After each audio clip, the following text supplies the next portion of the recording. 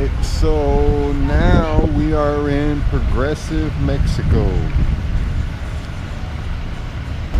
Progreso, Mexico, whatever you want to call it. Progreso, Mexico. And we're getting ready to go see Mayan ruins, Chichen Itza. And yeah, it looks pretty cool down here. They're talking about the prices of living down here and stuff like that. It's just amazing compared to our cost of living in the States. Pretty cool. But sitting here waiting for Melissa to come back from the restroom. This little coffee shop and bar back here behind me.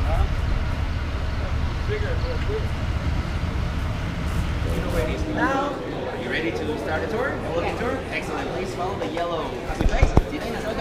Thank you. Okay. The temple that was finished 1,000 years after Christ. Okay. That's the one that is considered one of the new 7 wonders of the world. Not the whole city, but the whole city is a World Heritage Site by UNESCO. So the temple that we're about to see is not the only one, because there are 2 more inside the temple. So when the Mayas wanted to make them bigger, it was prohibited to destroy them. They had to build on top all the time. So underneath this temple right here, there are 2 more that are older, of course. The first one, which is already covered by the second, was built in the 600s AD. So here it is. Let me introduce to you this beautiful temple, Kukulkan. You can take pictures at any time, all right? Then we're gonna go closer. You want me to take the picture so you can be together? Let me know, I love to take pictures, all right? But here we are. We used to be able, I did it. But in 2007, they said no more climbing. But it's a shame. But yeah, it's just to preserve. Look at this, guy. This is the name of the temple. Right here. The snake that was able to fly like a bird as well, right? This is all made of limestone. So we're gonna go closer. We're gonna clap our hands. Remember that it's able to sing like a bird. Remember that? So this, we're gonna see if it's able to do it now for us. All right? Nobody lives there. It was just for the priest to be on the top to deliver speeches, and 35,000 people used to be around. Okay, that's why they needed a good acoustic. It's all made of limestone. Can you count how many levels the pyramid has? Let's see. 1, 2, 3, 4, 5, 6, 7, 8, 9 levels. The underworld for the ancient Mayas had 9 levels as well. Can you count how many steps it has? The stairway? A lot, right? There are 91 steps. This is the west facade. We have 91 steps here, 91 there, 91 on the other side, 91 there. So 4 facades, 91 steps per facade. That's 364. So the temple on the top, 365. So those are the days of the year, all right?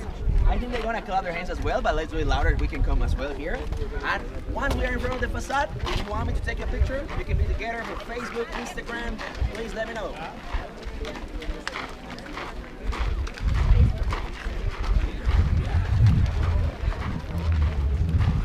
You know how hard it's got to be to climb that? It's so steep. So steep, no handrail, no nothing.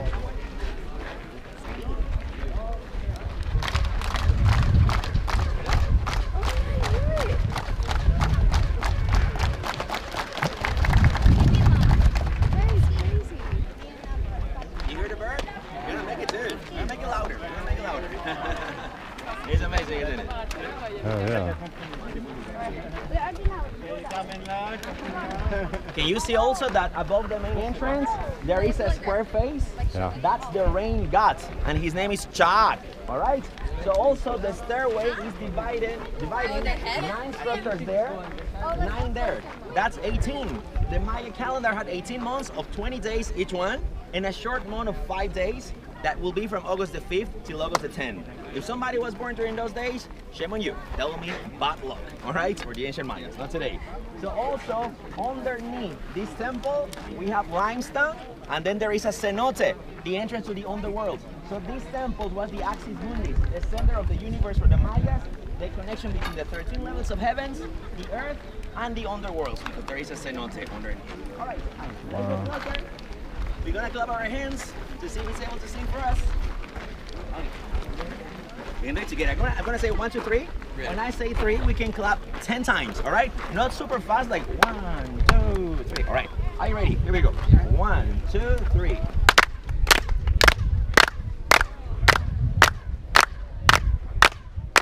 Yeah? Awesome. Yeah. One more time. 1, 2, 3.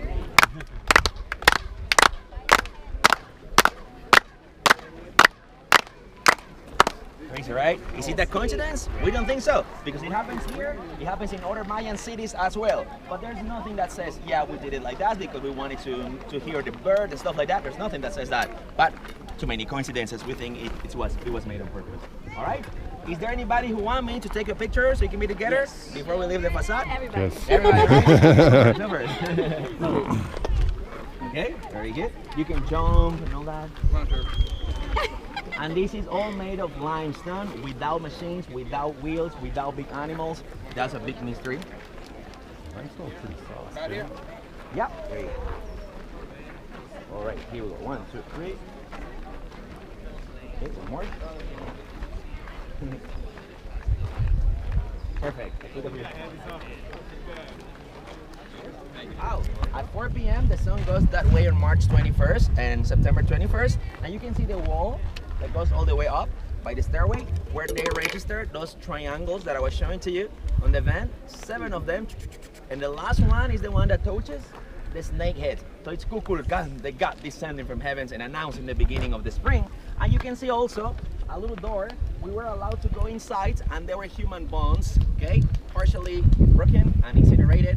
That was a ritual. When they were the elites and they died, they used to bury them underneath the temples, and underneath the temple there was a cenote to make the journey easier to the underworlds, okay? If they didn't belong to the elites and they died, in the backyard. That's the way it used to work, all right? So, and also guys, if you start walking from that stairway 2 kilometers that way straight ahead, you will get to a cenote. So the pyramid was built in the middle of 4 cenotes, all right? Maybe that's representing the gods that they believed they were.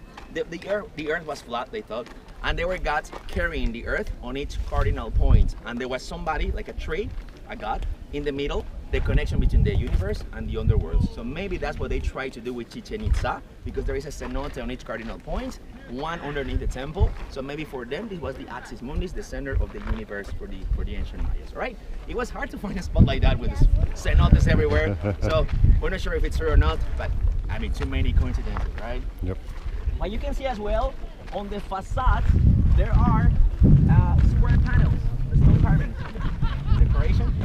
There are 52 square panels per facade.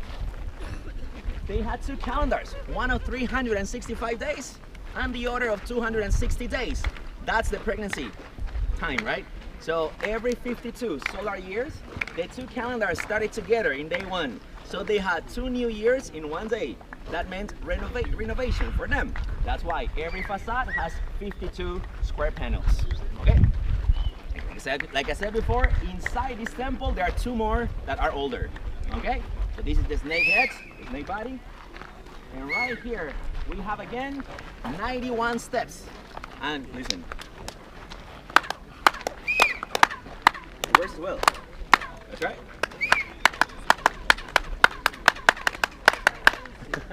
Amazing, isn't it, right? So there is a great acoustic. They were very good engineers. And if you can see the details of the snake, you can come closer. You can see the tongue of the snake, the teeth, the mouth. The snake's a little bit gray. So that's the original color. They use an insect called cochineal to get the red color, but they just discovered that they also used mercury oxides that we don't have in the Yucatan. The closest place is about 1,000 miles away, so they used to trade as well. The Carnegie Institute from Washington, D.C. that helped restore this temple in 1935, they discovered that they used the indigo tree to get the blue color of the sky. So the original color is red, and you can see the mouth of the snake, and also blue. And above the main entrance there, we can see a square face. That's the rain god. His name was Chad. Okay? Feel free to take some pictures if you would like to. Now after that, we're gonna walk this way so you can see. They didn't practice human sacrifices here, this temple. Mel Gibson showed in one of the movies that he has called Apocalypse. I don't know if you saw that movie. Apocalypse, a Hollywood movie about the Mayas. He showed that there were sacrifices here. That's not true because there were sacrifices there. Okay? That temple. So you're gonna see, we move a little bit this way, you will see where exactly, right?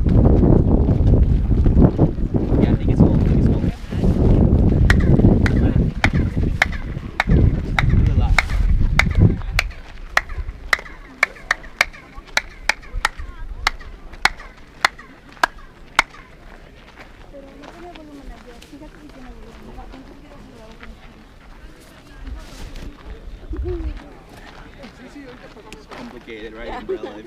I was like, it worked so good the first time. This is a walk in the park in Texas. We're Bro. inside. But look at that one. That's called the Temple of Warriors.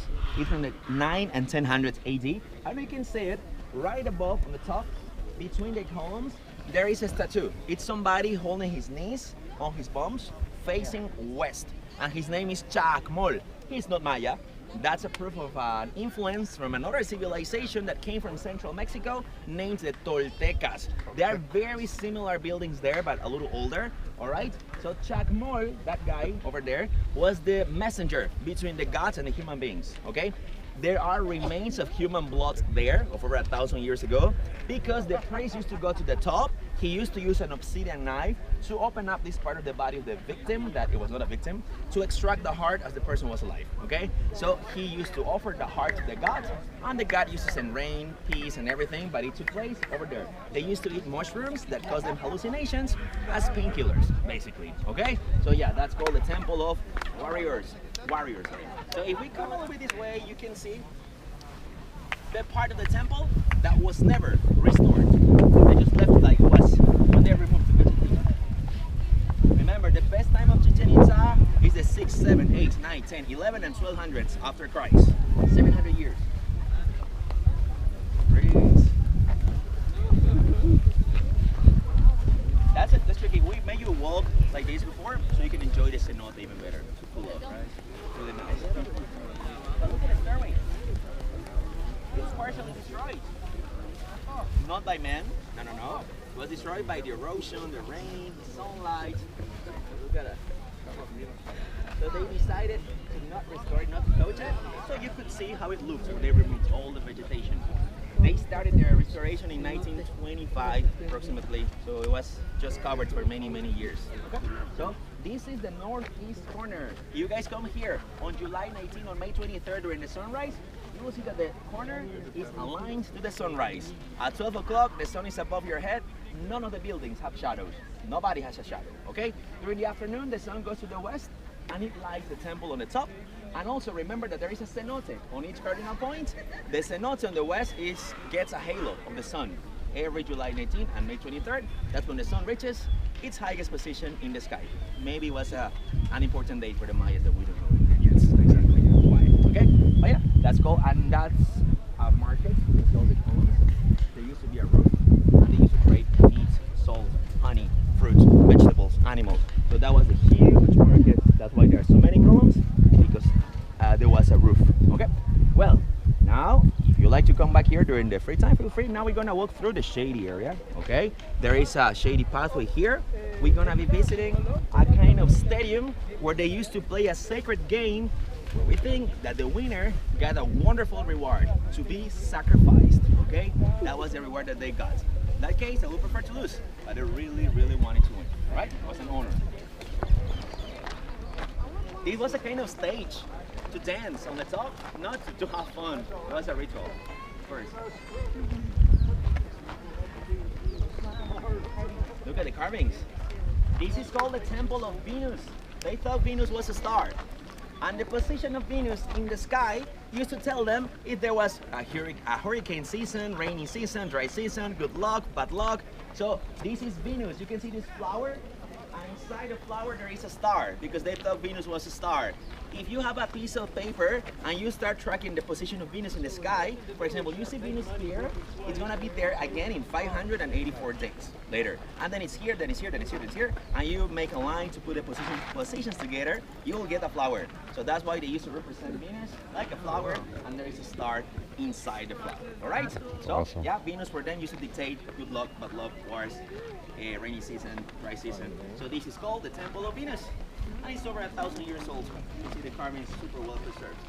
And in the middle, it's a guy descending. Maybe it's the sun going to the west, because they thought that the sun going to the west was going to the underworlds to fight the gods of the underworld.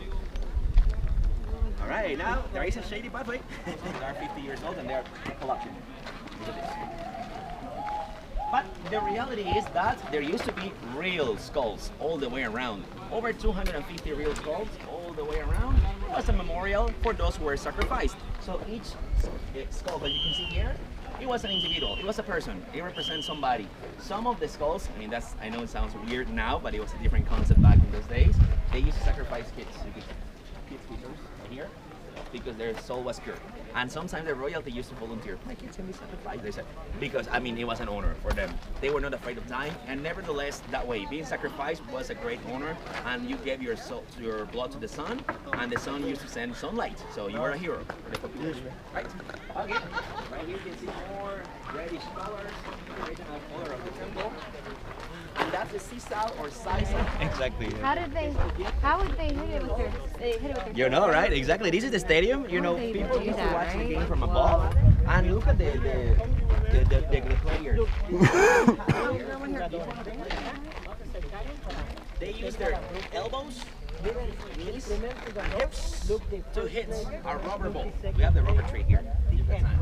So the idea was to be 6 players here, 6 in front of them, okay, rival teams, and they used to pass the ball to each other like volleyball.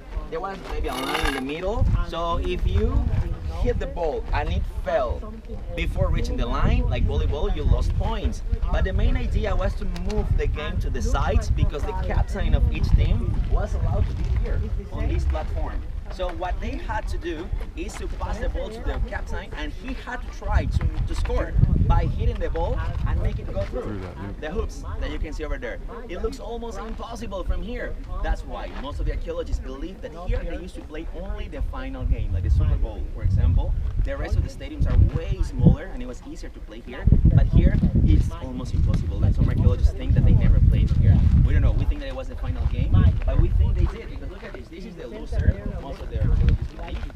Look at his outfit with the piercings themselves. Here, his helmet. He has some kind of pendant right here. His belt. Okay. And he has his protection in his hips and also his knees. Right. Can you see his arm right here? He's holding something. It's a knife. But he's holding something else with his other hand. Here, you see? It's a head, exactly, with the same outfit, the piercing, the helmet. But where is his body? His body is right here, in this position. Okay, you can see here, his knee on the ground, his foot like this, and this one like this. But where is his head? There. You see his neck, and there are snakes coming out from his neck, and they are going to the ground, and it became plants. So the idea, the concept maybe, is that he gave his life to the rain gods, and it already works. So there are plants, and the rest of the players are watching the reward. You see? So you can see by his position, judging by his position, it's not a humiliation to be sacrificed for him. It's an honor. He's a hero, so he will be a god maybe in his next life. So you just have to make the ball go through the hoops. No hands, no feet. Impossible. And also, the VIP area is right there. The royalty used to watch the game from there or from the other side, and the audience from the top. Okay?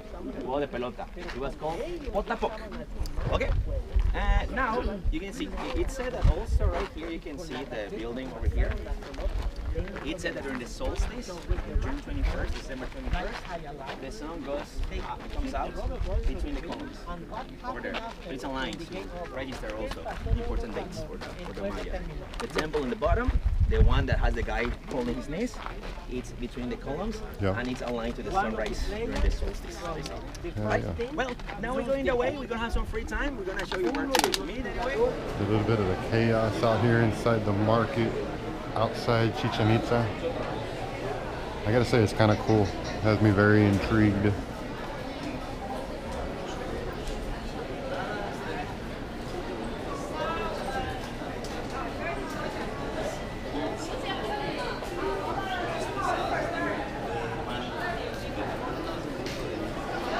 Waiting for Melissa. She's up in here inside this gift shop looking around.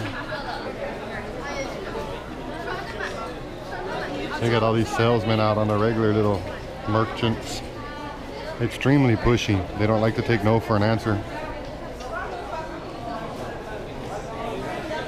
Makes an old hothead redneck like me kind of uneasy. Too easy to get in trouble. Nah, we're good, brother. Thank you.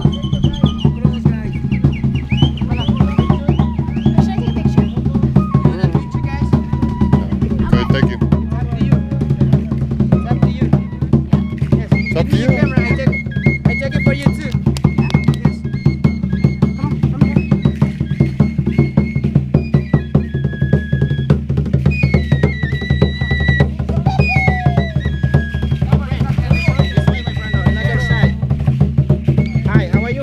man.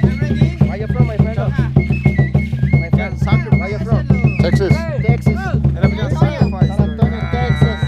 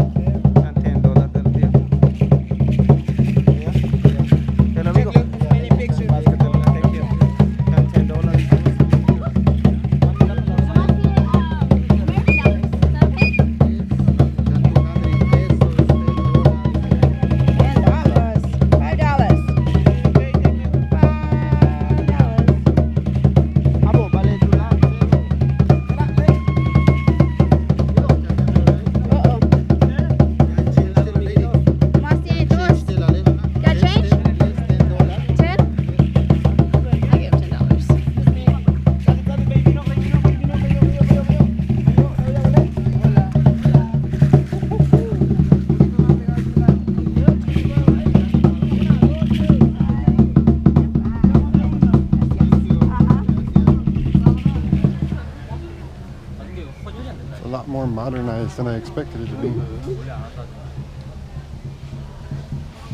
Oh, look how beautiful.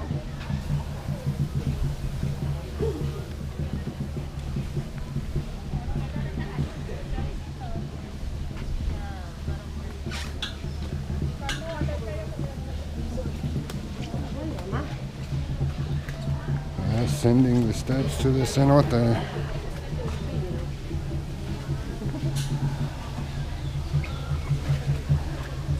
Where are you going? Go ahead, I'm fine.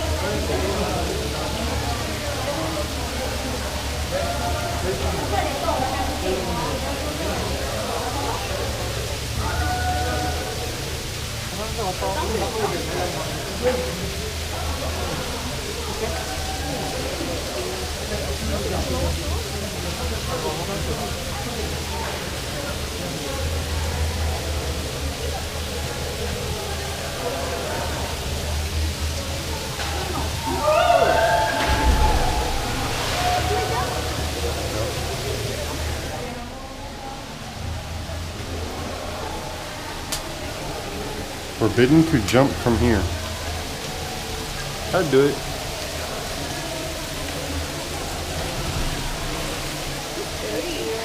It is. Yep.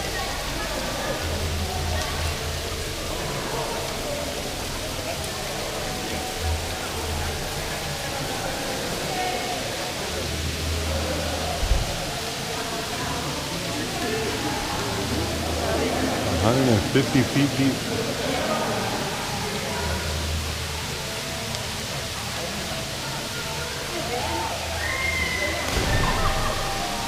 That isn't even a high jump. I'd do a flip off that. They probably tell you you can't.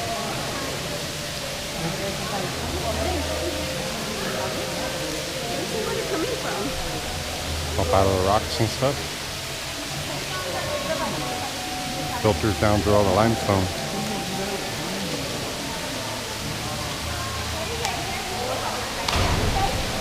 Now we're working our way back up all these goddamn stairs. Tour dude said it was 91 steps down to the water. My knees feel like it already.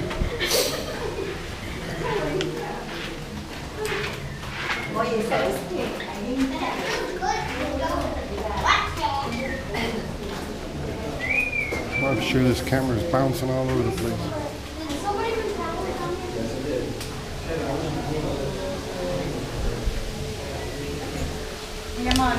Whew. Holy shit. Whew. God damn. This white boy out of shape.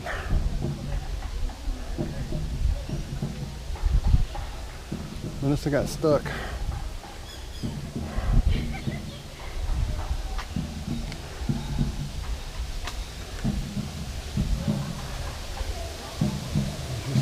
from the top.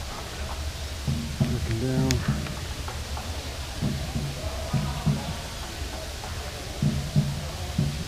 Freaking awesome.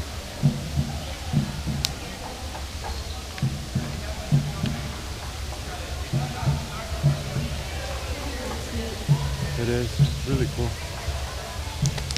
And they got a sign over there that says no jumping because they have some jackass like me that want to jump from up here. Not a deal, chamaco. Who are you? What is the meaning of this? Oh, Frida. I thought you couldn't make it. You said you'd take back my photo. You promised, Miguel. You know this man? I just met him tonight. He told me he knew you. Please, Miguel. Put my photo up. My friend. You're being forgotten. And whose fault is that? Hector, please. Those were my songs you took. My songs. That house had no wall, but it had a dish satellite.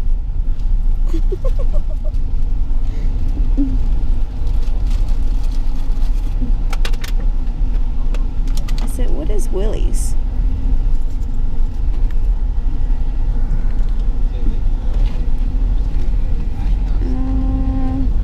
A store.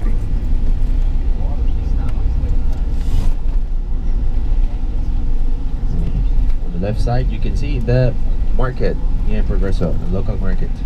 You know, the local fruits, normally the ones we can get easily here are pineapples, bananas, and oranges as well, papaya. So very, very common here.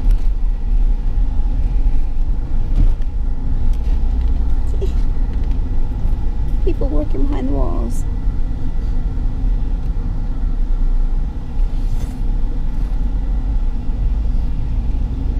Oh, look who's little.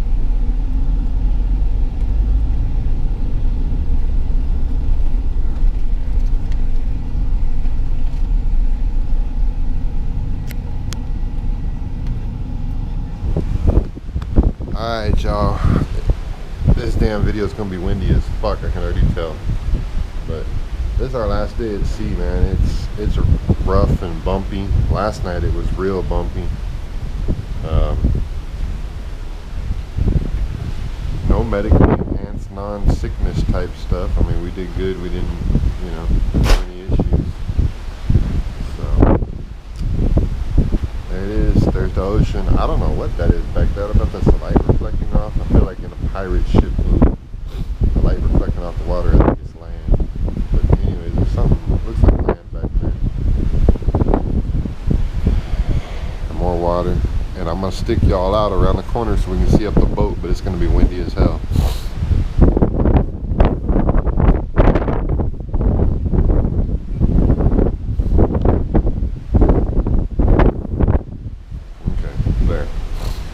Y'all got to see. I'll turn the camera off. We're gonna go wander around the boat, try to find some food.